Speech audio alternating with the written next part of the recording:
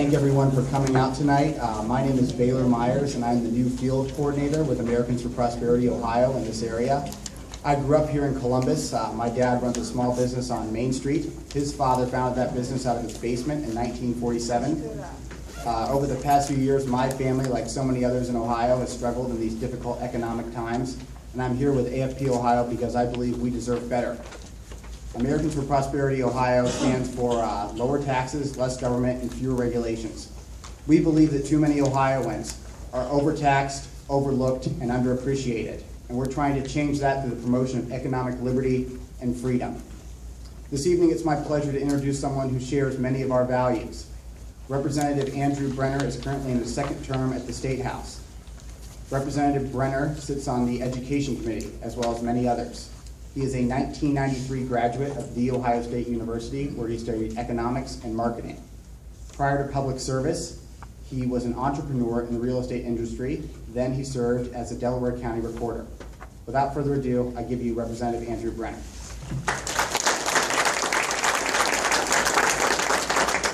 Well, thank you everybody for turning out this evening. Great turnout, I appreciate it. What I'm going to go over this evening, how I'm going to do this, essentially I'm going to go through a basic PowerPoint presentation here. Many of you should have packets that we passed out earlier, which is going to be included in this PowerPoint. And these are basically numbers that we received from the state of Ohio here. And I'll talk for about 15, 20 minutes, go over this, and then we'll go into some question and answer. And we're going to talk on pretty much anything that has to do with state and local government. And, we have a large array of topics, obviously, that you can deal with when it comes to government and what we're spending money on, as well as taxation. Daniel Talek here, he's my aide in the Ohio House. And Clark Siddle is in the back. He is my intern working in the Ohio House as well. My lovely wife is also standing in the back in the corner. She's on House City Council here. So we've had a couple other candidates out front passing out their literature running for office here in the Olentangy School District. So without further ado, I'm going to go ahead and get started. Many of you have this packet. This first page is not on the PowerPoint, but I wanted to tell a little bit about, first of all, myself, and then I'll get into the packet here real quickly. I do serve on the Education Committee. I'm actually the Vice Chairman of the House Education Committee of the Ohio House of Representatives. I serve on the Rules and Reference Committee, Financial Institutions, Housing and Urban Development, as well as the Policy and Legislative Oversight Committee. And that committee is charged with dealing with a lot of the tougher issues that come before the General Assembly. They put them in that committee, and then we take a look at them. Issues with like the Environmental Protection Agency, various taxation issues, and some other things have come into our committee and will be coming into our committee. I currently serve in the Ohio House as my second term. I had 11 years in the private sector prior to becoming a county recorder. So I served as county recorder for 6 years here in Delaware County. And county recorder is the land records keeper. But dealing with that and having dealt on local zoning boards and a few other things, I know what both the private sector and the public sector deal with. I've dealt with private sector, public sector unions, and some of the issues there, and I'll be sort of touching on to that as well. But in the packet we have here the Alec Laffer State Economic Competitive Index, and I went to the American Legislative Exchange Council.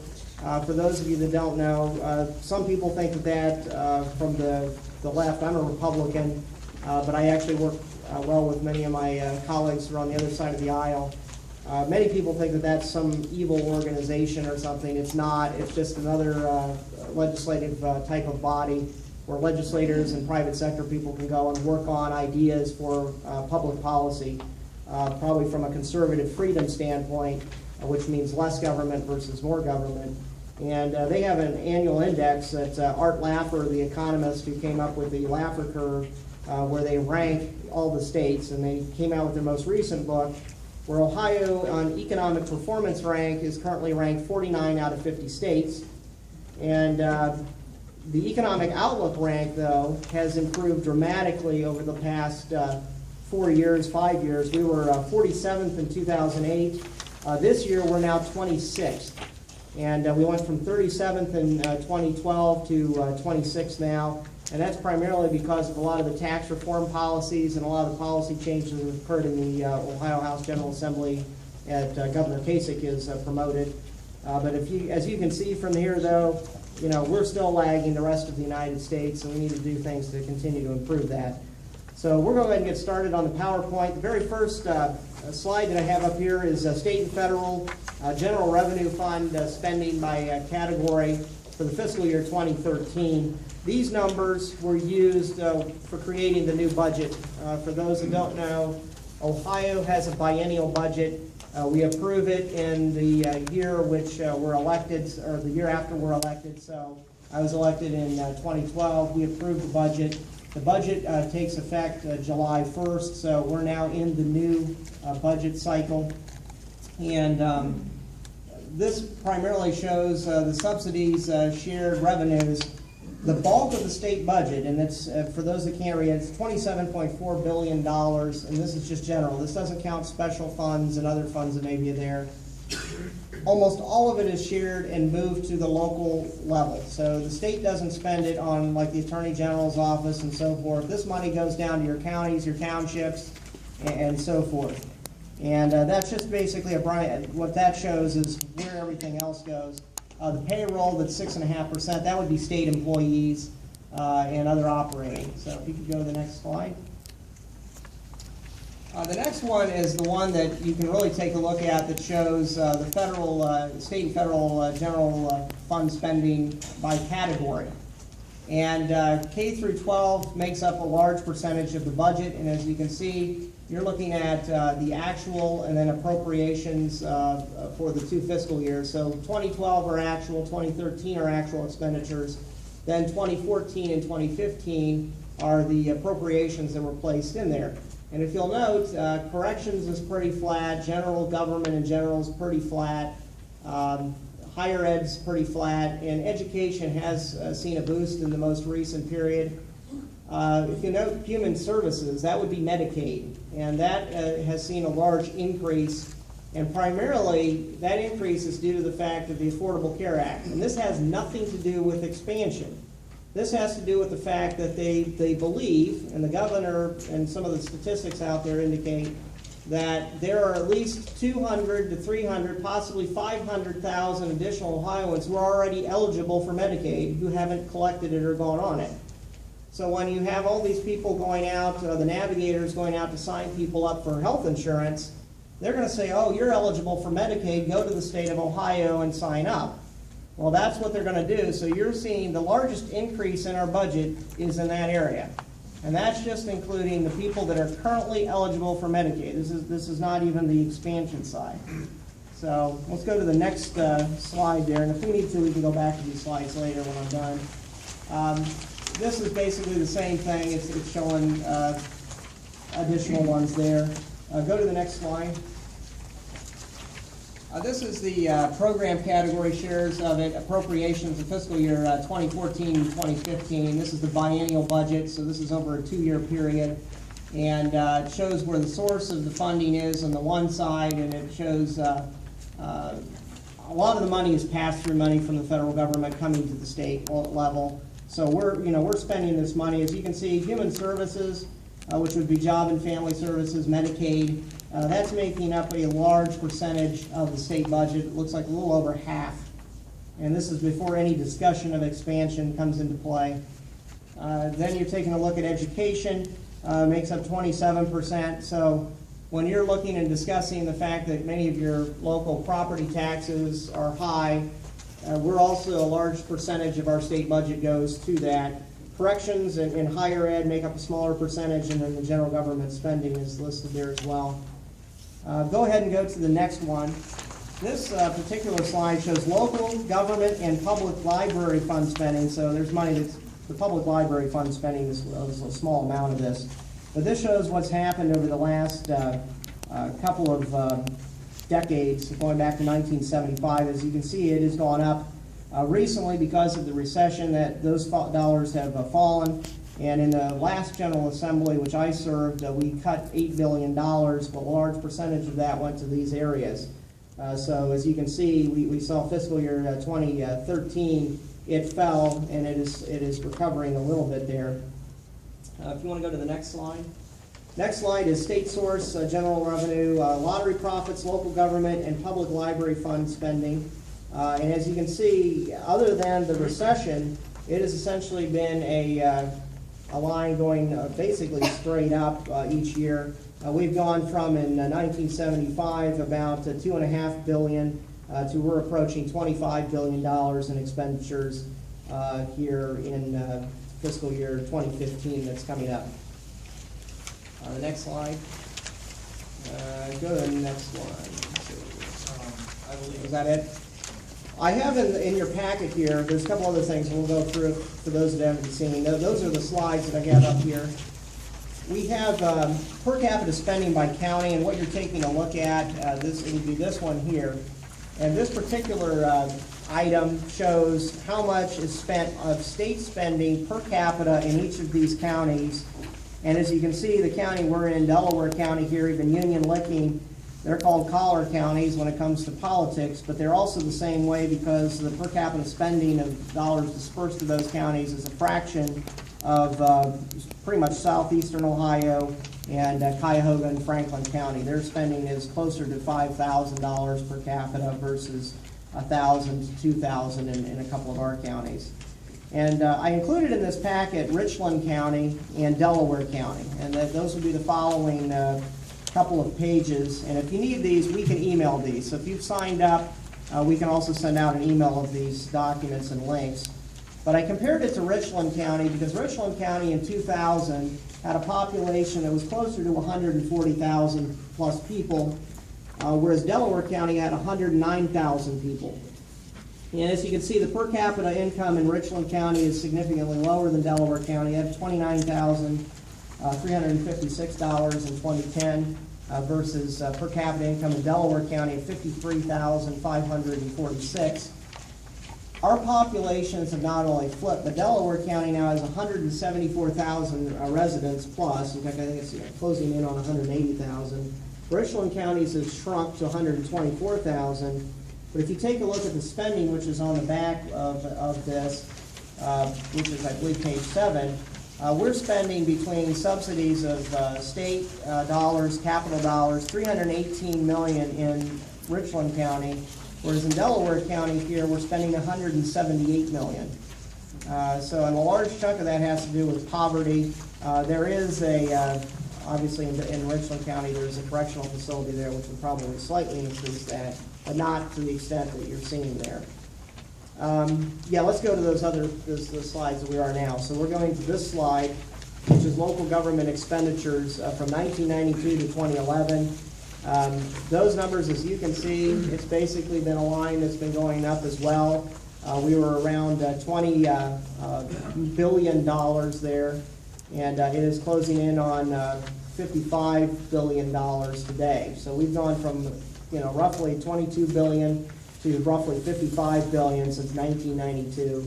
The inflation rate hasn't anywhere been near that, so it's gone up substantially. We'll go to the next slide. The next slide, I wanted to compare for those of you who live in the Olentangy. Raise your hand if you live in the Olentangy School District. So probably the bulk of you do. I wanted to compare Olentangy with Youngstown. And with this, as you can see, they're showing this is the performance index from the prior year, not the current performance index, which just came out. But this shows the per pupil expenditures in Youngstown City versus Olentangy per pupil expenditures. And I want you to take a look at that. $19,241 per student in Youngstown versus $9,475 in Olentangy in fiscal year 2012. And yet people are telling us, hey, we need to have more money for schools. Youngstown's performance index is 64%. They're failing miserably, and then the new ones that came out, I think received Fs across the board on their report cards, whereas Olentangy, we've got a few issues in some schools, but for the most part, they're meeting the performance index and are getting A's and B's on the new report cards that have come out.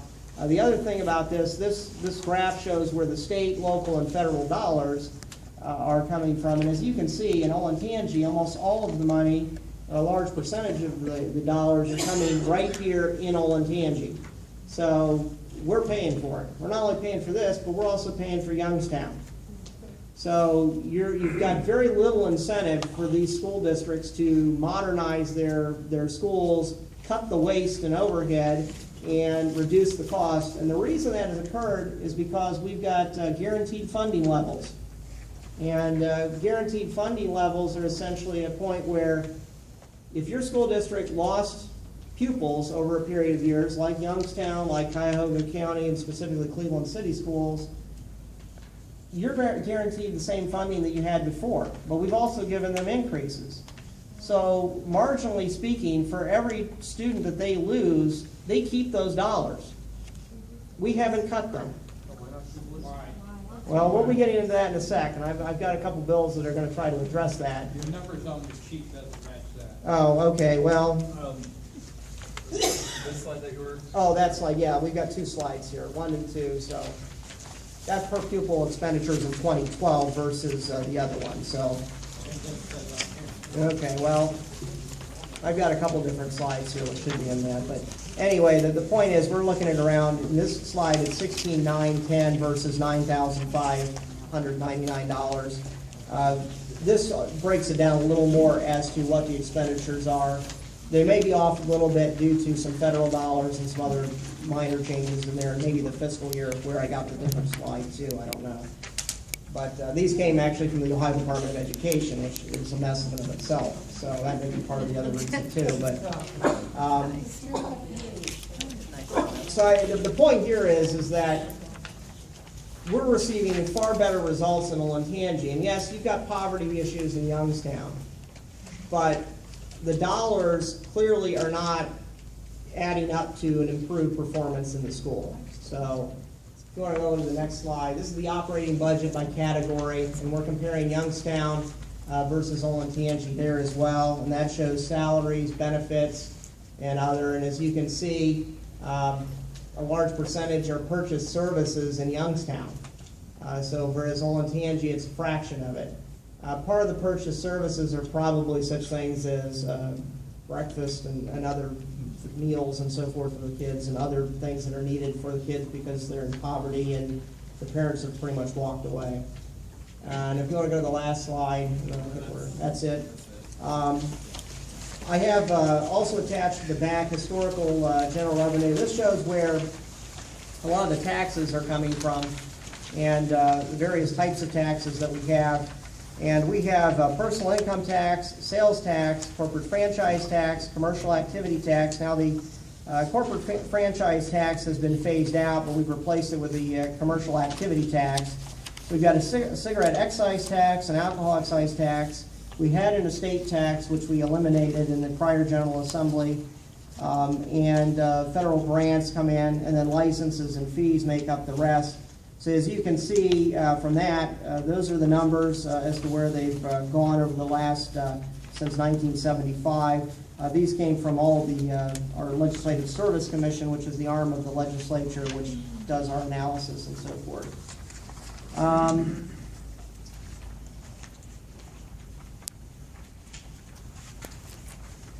Just some other stats. Domestic migration in Ohio from 2002 to 2011, we lost 370,000 people, which is why we lost a couple of congressional seats. So we've seen loss there. State spending has continued to grow. Medicaid has grown, and in fact, I don't have this slide, but Medicaid has essentially grown for the last 30 years at about an 8% annual increase. It's only been within the last 2 years that the governor's staff have been able to rein in costs and actually have cut that in half. We actually, some of our budget surplus that occurred in the most recent budget, which was able to give you a tax cut, was a result of some of the reforms that they put into place with the Medicaid, Medicare. They've tried to work with dual eligibles and cut the duplication of work. So in other words, you've got senior citizens that are eligible for both Medicaid and Medicare, and so you have two sets of bureaucrats, the federal level as well as the state level, trying to do it. or work with them, and so you've got duplication of services. And one thing the governor has done, and Greg Moody, they've tried to eliminate that duplication and streamline the process so the intake is easier for people to be able to get access to it. As you can see, obviously, local government spending has gone up substantially. I've compared a couple of the various cities and or counties. What we've been trying to do, and in the most recent budget, which just passed in the General Assembly, I supported it. I supported it for a couple reasons. Number one, it did have an income tax cut, which goes into effect September 1st. There was a slight sales tax increase, and the way I see it, people that produce and are earning revenue should be able to earn more dollars and be able to plow those back in their business and try to grow jobs. And if you have a slight increase in the sales tax of 0.25%, you know, to help offset some of that, so be it. Because then at least the people that maybe aren't working or are illegal here are also they're paying that tax, whereas they're not paying income tax, the way I see it. So, but in general, the tax cut which we implemented is going to cut net tax cut of $2.7 billion. There were a couple things that were placed in that tax package, and that includes future rollbacks on new levies. So if you're passing a local school levy and the local schools go for an increase in the cost of the millage for the school, or they go for a replacement as opposed to a renewal, the homestead exemption on there is gone on the new. If you have existing, it will remain in effect forever, and any renewals, it will remain in effect. Part of the reason is because it was eating up the state budget to the tune of billions of dollars. What was happening is you were paying tax dollars to send to the State House to turn around and use that for property tax rollbacks at the local level. And many of our legislators who are accountants thought that was, and as well as myself, that's ridiculous. I even talked to our county auditor. So going forward, it's like if you're going to vote for that levy, 100% of those dollars are going to go for that levy versus being subsidized by the state and kind of a backdoor tax. So we've kind of eliminated that. So essentially now you're going to be voting for anything new, it's going to be 100% there. So those were a couple of the things that were included in there. The commercial activity tax was another one. I would have liked to have eliminated it. It does generate about $700 million a year for the state, however. But we had to make some changes there because it was eliminating some jobs. The retail merchants, which are your gas stations, the guys that sell the stuff behind the counter, that's where they make their money. They don't make their money on the sale of the gasoline. The commercial activities tax is a tax on gross sales. It's a very low tax, but if you have no margins on your gasoline, in the case of many of these retail merchants, they were going from $50,000 a year in taxes to $300,000 a year and going out of business, and they were going out of business quickly, and they were being bought up essentially by the larger chains again, because they were the only ones that were going to be able to afford it. So we made some changes there to help level that. Same with granaries or grain elevators, which don't make much money. They were getting taxed on the gross grain going through, and their margins are slim to none. So we made a couple changes there. So we've made some tweaks to the budget and so forth. I do have up here as well, this is basically a summary, and we have this available, which we can give to you in PDF. This is Ohio's taxes in 2012. It tells pretty much everywhere where the taxes go. Joe Testa's a tax commissioner. And there was a lot of good information here comparing Ohio to other states and how we stack up. And unfortunately, we don't stack up too well, which is why we've been trying to cut taxes and roll some things back. If I was here, and I forgot to bring my prop, and this will be my last point, I was going to bring 8 reams of paper and stack them up here, and they would have probably been about this tall. 8 reams of paper would have been equivalent to the size of our budget. That's how many pages the state budget is and was this year. So it's huge, and it's an issue where we're putting a lot of policy changes in there, which deal with everything from Medicaid to education and so forth. In my opinion, a lot of that should have been stripped out, and we should have just dealt with specifically the tax policies. And I'm hoping going forward we can start doing that. And I think we're going to have some people starting to stand up to prevent that from happening, including myself. There's some other things. We did pass a transportation budget, which I didn't have in here. The transportation budget, 28 cents out of every gallon of gas that you purchase goes to roads and bridges. And right now, that budget, I believe, is $6 billion a year in state, $6 to $7 billion a year in state budgeting for your roads and bridges. For every penny raised in that tax, you have generate about $61 million for roads and bridges. To give you an example, the interchange down here at the repairs for US 23 and Route 315, just that interchange itself is about $170 million, I think. Farzan, the district director's here, so if I'm wrong, he can probably correct me. But just that interchange alone is $170 million to upgrade that. I think we should probably roll back our income taxes and reallocate some of that to roads and bridges. And we need to, I think, consider that, because if we can do that, we know what we're getting with a road and bridge. It's hard to say on some of these other things. So with that, I will open it up to questions and answers. And I know there's some people here that definitely have some questions on certain aspects. So, yes? First, I would just make a comment. I would ban any tax on a gross figure. That violates almost any common sense accounting practice principle. I mean, that's just stuff that is clearly I just want to point out Youngstown, $20,000 per student, right? If you were to give me, let's say I'm a parent up in Youngstown, you're going to give me that $20,000. So I'm going to send my child to Youngstown Catholic for $6,000. That's going to leave over $14,000. I can return $7,000 of that to the state. I can put the other $7,000 in a 529 college savings account.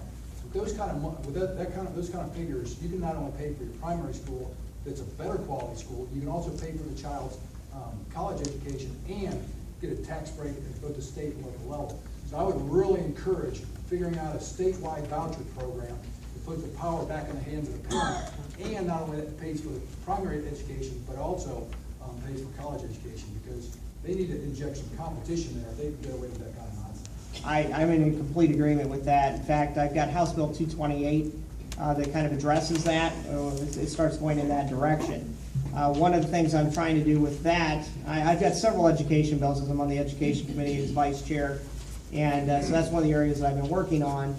And what we have here in Olentangy, we're receiving about, in the Olentangy district, about $350 per student back. So for every marginal student we gain, we don't gain any marginal dollars. So once the budget's set, here's the allocation of dollars, that's it. So if you gain, in the case of Olentangy, 600 students a year, and that's actually down from 1,000, you're not getting any marginal dollars. Whereas Youngstown or Cleveland, who have lost literally 1,000 or more per year, they're maintaining the same funding levels. So if we were to do exactly what you said, we could send all these kids to private school probably and have far better results, send them to independent schools for a fraction of the cost and unpocket it. We had a bill, House Bill 136 in the prior GA. I was a co-sponsor on it. Representative Matt Huffman's bill was there. The bill was completely destroyed by the teachers' unions. They absolutely did not want it.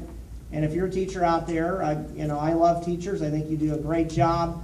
But some of the public policy decisions are being destroyed that could actually lead to better results and outcomes, which is educating the student. It isn't happening.